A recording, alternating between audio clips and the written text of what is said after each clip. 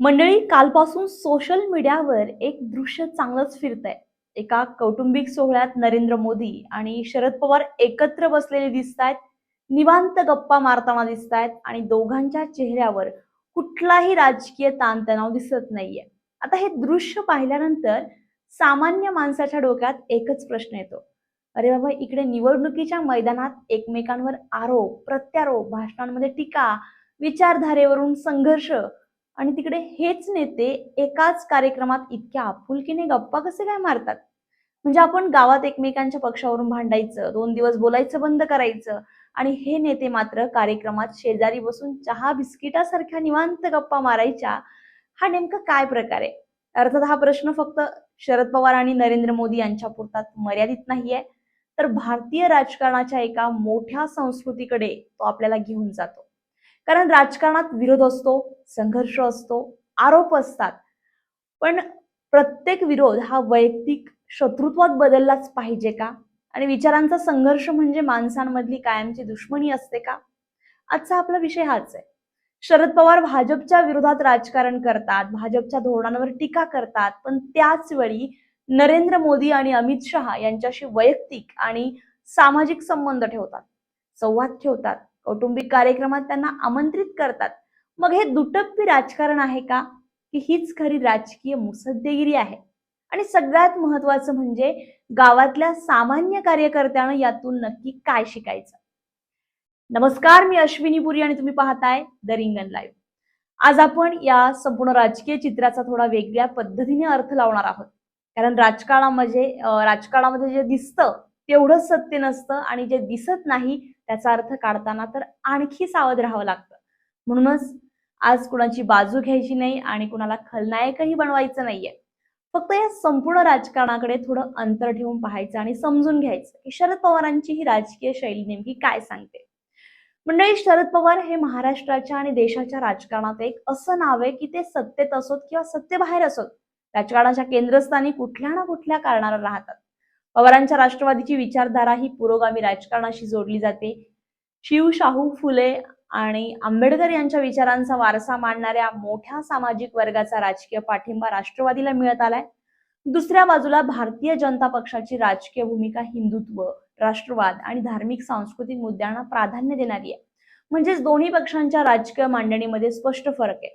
आणि हा फरक आपण फक्त कागदावर पाहत नाही, तर निवडणुकीच्या मैदानात तो अक्षरशः दिसतो. निवडणूक आली की मग चित्र वेगळंच असतं. एकमेकांवर जोरदार टीका सुरू होते, आरोप होतात, प्रत्यारोप होतात, भाषणांचा पारा चढतो, सभा तापतात आणि कार्यकर्त्यांमध्येही वातावरण पेटतं. कधी भ्रष्टाचाराचे आरोप, तर कधी सत्तेचा गैरवापर केल्याचे आरोप होतात, तर कधी एकमेकांच्या राजकीय दृष्ट्या संपवण्याच्या घोषणा दिल्या जातात. आणि मग साहजिकच गावागावातले कार्यकर्तेही तेच वातावरण उचलतात. सोशल मीडियावर पोस्ट सुरू होतात, व्हॉट्सअप ग्रुपवर भांडणं सुरू होतात, चहाच्या टपरीवर चर्चा सुरू होतात, आणि कधी कधी तर राजकीय वाद वैयक्तिक संबंधांपर्यंत पोहोचतो. म्हणजेच नेत्यांचं भाषण संपतं, माईक बंद होतो, गाडी निघून जाते, पण कार्यकर्त्यांचं भांडण मात्र पुढचे 2 महिने सुरू राहतात. आणि इथेच खरी गंमत आहे, आणि त्याच वेळी खरी शोकांतिका देखील आहे. कारण निवडणूक संपली की याच राजकारणाचं पुढचं पान उघडतं, आणि ते पान वाचताना कार्यकर्त्याला पुन्हा एकदा प्रश्न पडतो, आपण एवढं भांडलो कशासाठी? कारण निवडणुकीनंतर सत्ता स्थापनेसाठी कालपर्यंत विरोधात असलेले नेते एकमेकांसोबत बसलेले दिसतात. म्हणजे निवडणुकीत ज्यांच्यावर टीका केली त्यांच्या सोबत सत्तेचं गणित मांडलं जातं, आणि मग कार्यकर्ता मात्र विचारतो, साहेब, आम्ही कालपर्यंत ज्यांना शिव्या घालत होतो ते आता तुमचे मित्र कसे झाले? पण राजकारणाचं उत्तर फार साधं असतं. राजकारणात कायमचा मित्र नसतो आणि कायमचा शत्रूही नसतो. कायमचं असतं ते फक्त हिताचं गणित. याचं उदाहरण महाराष्ट्राच्या राजकारणात अनेकदा पाहायला मिळालंय. 2014 मध्ये भाजप आणि शिवसेनेनं सत्ता स्थापन केली, त्यावेळी शरद पवारांनी भाजपला बाहेरून पाठिंबा देण्याची शक्यता व्यक्त करून राजकीय वर्तुळात मोठी चर्चा निर्माण केली होती. पुढे 2019 मध्ये परिस्थिती पूर्णपणे बदलली आणि शिवसेना, राष्ट्रवादी काँग्रेस आणि काँग्रेस यांनी एकत्र येत महाविकास आघाडीची सत्ता स्थापन केली. उद्धव ठाकरे मुख्यमंत्री झाले आणि भाजप विरोधी बाकांवर गेला. म्हणजे कालपर्यंत ज्यांच्याशी राजकीय जवळीक होती तिथे समीकरण बदललं, आणि कालपर्यंत विरोधात असलेले पक्ष सत्तेच्या गणितासाठी एकत्र आले. त्यानंतर महाराष्ट्रात अनेक राजकीय उलथापालथी झाल्या. शिवसेनेत फूट पडली, राष्ट्रवादीत फूट पडली, आणि सत्ता समीकरणं पुन्हा बदलली. अजित पवारांचा गट सत्तेत गेला, एकनाथ शिंदेचा गट सत्तेत आला आणि महाराष्ट्राच्या राजकारणात एक वाक्य पुन्हा पुन्हा सिद्ध झालं. राजकारणात कुणीच कुणाचा कायमचा नसतो. कालचा शेजारी आज विरोधक असतो आणि कालचा विरोधक उद्या सत्तेच्या टेबलावर शेजारी बसलेला दिसतो. पण आता शरद पवारांच्या अलीकडच्या हालचालींकडे पाहिलं तर चित्र आणखीनच रंजक होतं. एका बाजूला ते विरोधकांच्या बैठकीत सहभागी होताना दिसतात, तर दुसऱ्या बाजूला पंतप्रधान नरेंद्र मोदी यांची भेट घेतात. त्यांच्या पक्षाचे खासदार पंतप्रधानांना भेटतात, विविध प्रश्नांवर चर्चा करतात आणि त्यानंतर एखाद्या कौटुंबिक सोहळ्यात नरेंद्र मोदी आणि शरद पवार एकमेकांच्या शेजारी बसून गप्पा मारताना दिसतात. सोशल मीडियावर फोटो येतो आणि मग कार्यकर्त्यांच्या भुवया उंचवतात.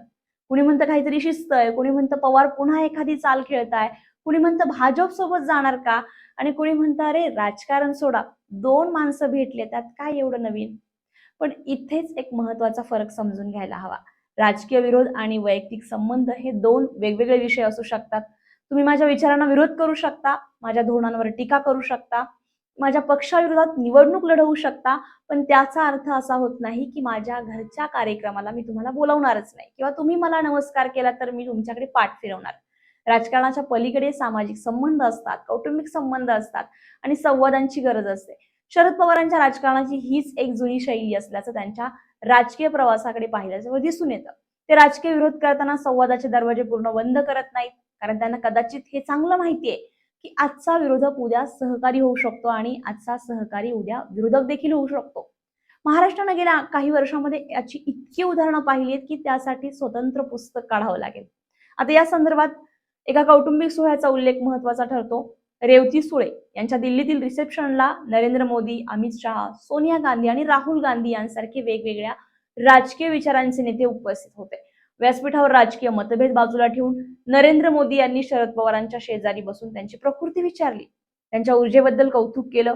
हे दृश्य पाहून राजकीय चर्चेला उधाण येणं साहजिक आहे, कारण राजकारणातले दोन मोठे विरोधी ध्रुव एकाच व्यासपीठावर इतक्या सहजतेने दिसले की सामान्य माणूस म्हणणारच, अहो कालपर्यंत टीव्हीवर एकमेकांवर टीका आणि आज इथे एवढ्या प्रेमानं गप्पा, आम्ही नेमकं नक्की काय समजायचं.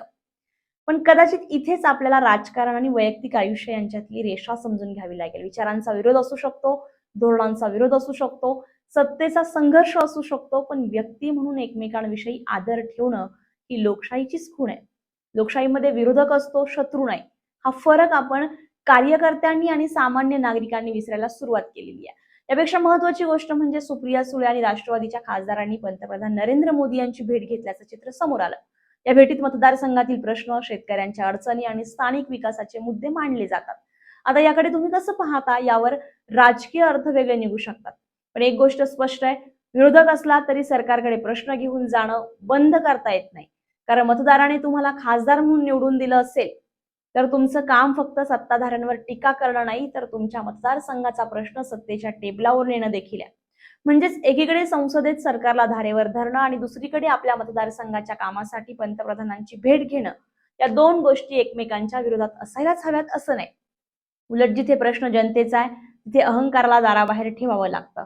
आणि शरद पवारांच्या राजकारणाची कदाचित हीच खासियत आहे.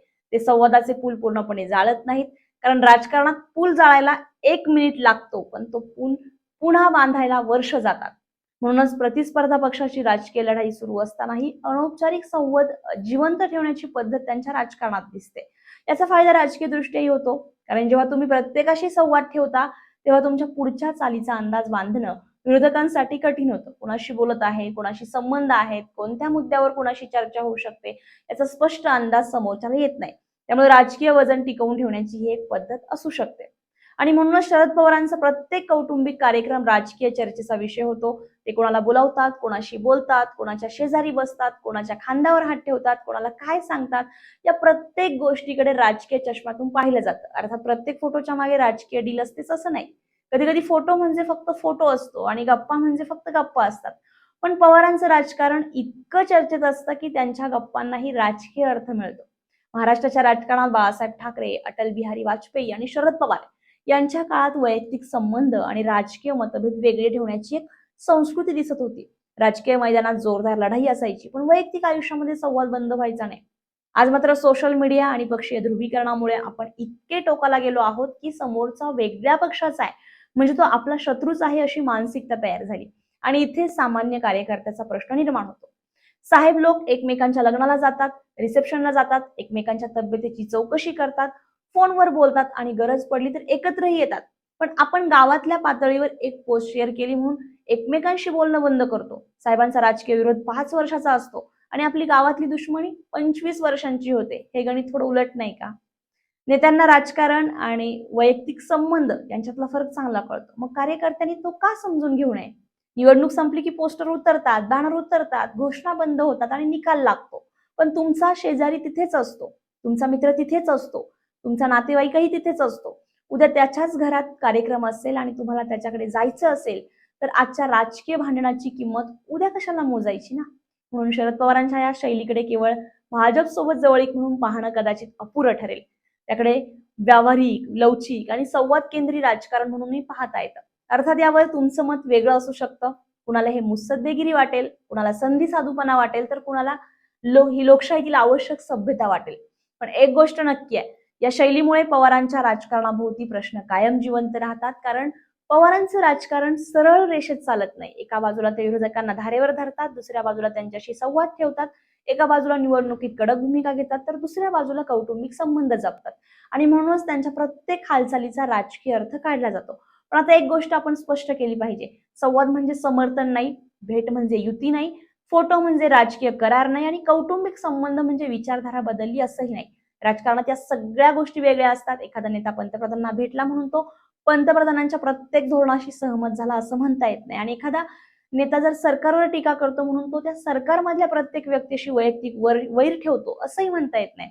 म्हणूनच आपण या संपूर्ण घटनेकडे पाहताना आपल्याला थोडं शांत डोकं ठेवायला हवं. कारण राजकारणात डोकं गरम असेल तर घोषणा मोठ्या होतात, पण डोकं थंड असेल तर निर्णय मोठे होतात. आणि शेवटी सगळ्यात महत्वाचा धडा कार्यकर्त्यांसाठी आहे. तुमच्या पक्षावर प्रेम करा, तुमच्या विचारधारेसाठी लढा, चुकीच्या गोष्टींवर आवाज उठवा, तुमच्या नेत्याच्या भूमिकेचं समर्थन करा, पण समोरचा कार्यकर्ता माणूस आहे हे विसरू नका. राजकीय मतभेद असू द्या, पण वैयक्तिक संबंधांची राखरांगोळी करू नका. कारण राजकारण येतं आणि जातं पण माणसं आणि नातं टिकवणं हे जास्त मोठं असतं. शरद पवारांचं राजकारण आपल्याला पटतं किंवा नाही हा प्रश्न वेगळा आहे. त्यांच्या प्रत्येक राजकीय भूमिकेशी आपण सहमत असायलाच हवं असंही नाही. पण विरोधकांशी संवाद ठेवण्याची, वैयक्तिक संबंध जपण्याची आणि राजकीय संघर्षाला वैयक्तिक शत्रुत्व न बनवण्याची जी पद्धत दिसते त्यावर चर्चा होणं नक्कीच गरजेचं आहे.